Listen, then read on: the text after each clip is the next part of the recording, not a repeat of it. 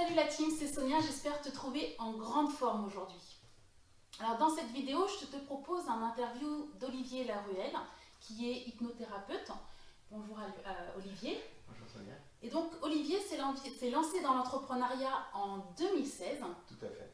Et auparavant, il a passé 30 ans en tant que manager dans des grandes entreprises. Il a décidé donc en 2016 de réaliser son rêve d'entreprendre. Donc ce que je te propose Olivier, c'est de te présenter, voilà, de dire qui tu es, que fais-tu aujourd'hui. Très bien. Voilà. Donc je m'appelle Olivier Laruelle, j'ai 54 ans. Voilà, je suis marié, j'ai 2 grandes filles et puis je suis grand-père d'une petite fille et un petit garçon. Et je suis hypnothérapeute à Bondoufle, dans le 91, où j'ai mon cabinet qui est à mon domicile et je l'ai ouvert au début de l'année 2016. Et j'ai ouvert ce cabinet d'hypnose en ayant repris des études après 30 ans de vie professionnelle dans des grandes entreprises. Est-ce que tu te souviens justement à quel moment la graine d'entreprendre a été plantée? En fait, le métier que je faisais me passionnait. Je jouais un rôle de consultant en interne dans un très gros groupe de téléphonie mobile et j'encadrais des consultants. Et j'avais eu des sollicitations par différents cabinets de formation qui me poussaient à me mettre à mon compte. D'accord.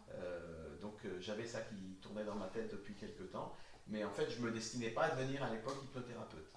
Je voulais devenir consultant formateur en freelance et je suis spécialisé dans le domaine de l'intelligence émotionnelle dans les relations interpersonnelles. C'était vraiment ça que je voulais faire, mais à mon compte. Et puis après, il y a eu une opportunité qui m'a fait franchir le pas. Donc l'opportunité, finalement, ça a été un peu l'élément déclencheur. Absolument. Ça a été vraiment là où la graine a germé. Oui, absolument. Et du coup, qu'est-ce qui t'a fait dire que maintenant c'était le bon moment? En fait, c'était des conditions matérielles. Tu sais, c'est un peu cette impression qu'il y a un moment où les planètes s'alignent. Et mon projet initial était mûr dans ma tête. Et puis, il y a eu dans l'entreprise dans laquelle je travaillais un plan de restructuration qui a été donc un plan social qui a été précédé par un plan de départ volontaire. Et donc, compte tenu de mon ancienneté, donc j'avais plus de 50 ans et j'avais 15 ans d'ancienneté, donc les conditions étaient matériellement intéressantes et en plus, l'entreprise, outre l'accompagnement, m'offrait pendant une année des formations, enfin un plan de formation en fonction de ce que je voulais faire. J'ai saisi l'opportunité, c'était vraiment le moment. D'accord.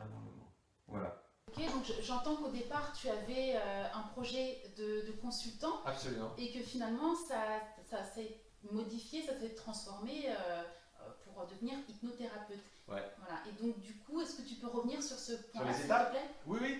En fait, donc, mon idée initiale, c'est d'être consultant formateur, spécialisé dans les relations interpersonnelles et en intelligence émotionnelle dans les relations interpersonnelles. C'est vraiment ça c'était ça mon créneau. Et puis j'ai étudié la PNL quand j'ai quitté mon entreprise. Donc je suis devenu maître praticien en PNL et j'ai vu tout de suite le potentiel thérapeutique de la PNL. Et quelque part en moi, j'avais envie d'accompagner les gens en individuel. Alors je me suis mis à étudier, j'ai enchaîné en fait sur une formation pour devenir maître praticien en hypnose. Et du coup j'ai maillé l'hypnose et la PNL et là m'est venue l'idée de créer un cabinet. Et donc quand j'ai démarré ma société, d'ailleurs je l'ai appelée Hyphocom ma société, ça veut dire hypnose, formation, communication. Donc je suis bien un spécialiste en communication et l'hypnose c'est une technique de communication. Et donc j'avais bien hypnose et formation dans ma structure initiale. Et au bout de un mois après avoir ouvert mon cabinet, ça m'a tellement passionné, ça me passionne tellement ce que je fais ici, que j'ai décidé d'arrêter mon activité de consultant. D'ailleurs, j'ai prévenu les cabinets avec lesquels j'avais déjà des contrats que j'arrêtais tout, quoi. Et que je voulais tenter l'aventure d'être vraiment du coup totalement indépendant.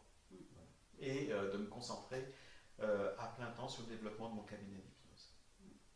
C'était pas une mince affaire non plus, quoi. Non, c'est pas une mince affaire, vu que en fait, à part moi, ma femme et mes enfants, personne au monde savait que j'étais hypnothérapeute. Donc en fait, je suis parti vraiment d'une page blanche. Donc du coup, tu as eu un moment où tu faisais en fait ce que va dire, raisonnablement, tu avais compté de Ouais, faire, voilà. Ouais. et puis après, Ouais, il y ouais. a eu cet élan du cœur finalement. Exactement. Et en fait, ça c'est vraiment grâce à mon entreprise qui m'a bien accompagné et qui m'a donné la possibilité matérielle finalement de démarrer et de prendre ce risque, parce que c'était un risque énorme de démarrer mon cabinet d'hypnose, parce qu'en fait la particularité quand tu commences en créant ton entreprise, c'est que d'un seul coup tu deviens invisible. Et ça c'est vraiment la sensation qui reste très présente chez moi, parce que pendant 30 ans, chaque jour, j'avais des bons jobs, des métiers qui me passionnaient, j'avais une vraie fonction dans l'entreprise et tous les mois je touchais mon salaire et ça faisait 30 ans que ça durait. Et j'ai eu vraiment 30 ans non-stop dans 6 grosses boîtes, ça s'est toujours très bien passé. Et d'un seul coup, tu es seul au monde, sur une île déserte, personne ne te connaît, personne ne sait ce que tu fais, tu es invisible, tu as un rendez-vous par semaine et c'est ton meilleur pote qui veut bien venir faire un peu d'hypnose pour t'aider à faire la main, quoi. Donc, ou les gens de ta famille, tes enfants, tes amis. Donc, en fait, c'est ça, pour moi, la plus grosse angoisse quand j'ai démarré, c'est cette invisibilité totale. Et du coup, comment t'as géré ça? Enfin, qu'est-ce que tu t'es dit à ce moment-là? Pourquoi finalement t'as pas laissé tomber? Alors, en fait, il n'était pas question de laisser tomber, donc ça, je n'ai jamais envisagé. Par contre, j'ai réfléchi à ce qu'il fallait faire pour devenir visible. D'accord. Et donc, je me suis alloué les services d'une société qui est spécialisée dans le domaine de la communication multimédia. Et donc, j'ai créé un site internet, enfin, j'ai fait créer par un professionnel un site internet pour devenir visible, justement. Et ce qu'il m'avait conseillé, c'était d'investir donc sur les premiers mois d'ouverture de mon site, d'acheter des mots-clés sur Google, et puis d'acheter des mots-clés sur une page Facebook qui m'avait fait créer, et puis de faire des publications, et du coup de me rendre visible, de rentrer dans des réseaux de partage de professionnels, et puis en fait de me montrer, d'être visible quand les gens font des recherches sur Google. Donc il a fait une étude très poussée. Il a étudié, donc mon conseil a étudié les mots-clés que les gens tapaient dans l'Essonne quand ils faisaient des recherches d'un hypnothérapeute. Donc j'ai investi de l'argent, j'ai acheté ces mots-clés. Et du coup, immédiatement, mon site internet m'a généré du monde. Et le pari, c'était que les gens soient satisfaits, de manière à ce que je puisse élargir ma base client et être recommandé. Et en fait, c'est ce qui s'est passé. Et voilà, et plus ça va, et finalement, plus j'ai de monde, plus j'ai de monde. Voilà. C'est un cercle vertueux finalement. C'est un cercle vertueux. D'accord. Donc si j'ai bien compris, en fait, tu t'es entouré de professionnels qui avaient en fait les compétences que tu n'avais pas forcément. Absolument. Tu as utilisé aussi le feedback très rapidement en fait pour pouvoir avoir un retour de ta patientèle. Absolument. Et d'ailleurs, sur mon site internet, donc il faut comme hypnose, sur mon site internet, il y a un livre d'or. Et je me suis vraiment appliqué au début à demander aux gens qui témoignaient, de bien vouloir témoigner, puisque dès lors qu'ils me disaient qu'ils étaient satisfaits, je leur ai demandé d'écrire leur témoignage sur mon livre d'or, bon, s'ils l'acceptaient. Et en fait, les gens l'ont fait. Et en un an, j'ai 80 personnes qui ont déposé un témoignage. Et du coup, comme je suis maintenant présent sur les réseaux sociaux, je communique sur ces témoignages. Du coup, des gens voient ce que disent les personnes qui sont venues me rencontrer. Et ça fait vraiment boule de neige. Donc en fait, c'est ça. Pour moi, cette année-là complète d'activité, c'est vraiment ça que je retiens. Parce que mon site internet, il a 1 an. Et en fait, c'est ça que je retiens. Je suis passé d'invisibilité totale à une visibilité beaucoup plus grande qui m'amène du monde, quoi. Donc en fait, l'idée pour moi, c'est qu'il faut arriver à amorcer la pompe. C'était ma plus grande angoisse il y a 1 an, et c'est ma plus grande satisfaction maintenant, parce que pour le coup, une fois que la pompe est amorcée, ça se passe bien. Et du coup, comment tu te sens aujourd'hui par rapport à voilà, cette nouvelle organisation de vie, à cet équilibre entre vie professionnelle et vie personnelle? Est-ce que tu as mis en place des choses justement pour vivre le style de vie que tu avais envie? Oui, j'ai mis en place plein de choses. En fait, je le vis merveilleusement bien. Mais en même temps, c'est une lame à double tranchant, quoi. je le vis merveilleusement bien parce que j'ai la chance de vivre de ma passion. Donc mon métier est ma passion. Okay.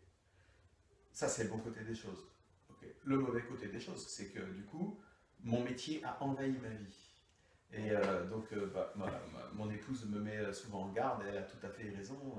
C'est-à-dire que je pourrais presque travailler 24 heures sur 24 tout le temps, quoi. Et même je me lève la nuit pour y réfléchir, pour écrire des publications. Donc voilà, c'est merveilleux d'avoir une vie passionnante. Mon cabinet est dans mon domicile. Donc j'ai passé ma vie à faire 2 heures de transport le matin, 2 heures de transport l'après-midi, à prendre des trains, à faire des milliers de kilomètres, des centaines de milliers de kilomètres, à prendre des avions. Et maintenant, je travaille à 10 mètres de ma chambre et à 10 mètres de ma salle à manger. Donc ça, c'est merveilleux en confort de vie. Mais par contre, je travaille énormément. Tu travailles énormément. Ouais. Donc il faut arriver, enfin bon, moi j'ai pas de conseils trop à donner, mais disons que le conseil que je me donne, c'est d'arriver à rester vigilant et à parvenir à garder un bon équilibre entre ma vie privée et ma vie professionnelle. Ouais, t'as vraiment un peu... une grosse charge. Une grosse charge. Mais c'est ma passion. Ouais. Donc du coup, je vais jamais au travail en fait. Ah oui, c'est ça, je vais jamais au travail. C'est ça exactement. Bon, ça c'est génial. Mais comme tu dis, voilà, c'est de faire attention que ça n'empiète pas trop sur ton entourage familial, oui, finalement. Si tu avais envie de dire quelque chose à quelqu'un qui avait envie d'entreprendre, ouais, ça serait quoi? Bah, c'est à partir du moment où tu as démarré ton entreprise, en fait ça ne s'arrête jamais et il ne faut jamais se satisfaire de ce que tu as. Et donc en fait, encore une fois c'est un regard personnel, mais je pense que chaque jour de ma vie, quand j'ouvre les yeux, je fais en sorte de remettre en question les acquis de la veille. Donc je suis sans arrêt en train d'essayer d'inventer, de créer, voilà, de remettre en cause mes acquis. J'ai jamais d'acquis, j'ai aucune certitude. Et puis aussi, c'est important de continuer de se former sans arrêt. Donc ça, dans mon activité, je prévois un gros budget pour le développement de mes connaissances, de mon savoir-faire. Donc voilà, prochainement, je vais me former à la cohérence cardiaque, tu vois, je vais me former à l'EFT, c'est d'autres techniques en fait pour accompagner les gens vers leur mieux-être.